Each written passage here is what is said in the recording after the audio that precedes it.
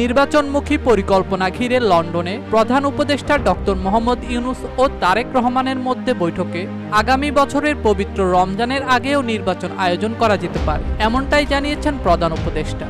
এক যৌথ বিবৃতিতে এই তথ্য জানানো হয়।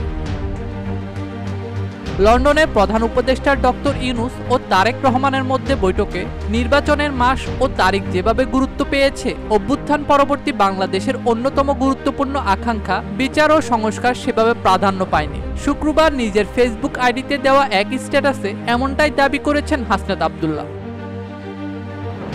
বৈঠক নিয়ে হতাশার কথা জানিয়ে হাসনাত আব্দুল্লাহ লেখেন, এই সরকার শুধুমাত্র নির্বাচন দেওয়ার জন্য তত্ত্বাবধায়ক সরকারের কোনো রূপ নয়, বরং একটি অভ্যুত্থানের উপর দাঁড়িয়ে দেশের মানুষের অসংখ্য ত্যাগের উপর দাঁড়িয়ে জনগণের আশা আকাঙ্ক্ষার কাছে দায়বদ্ধ একটি অন্তর্বর্তী সরকার।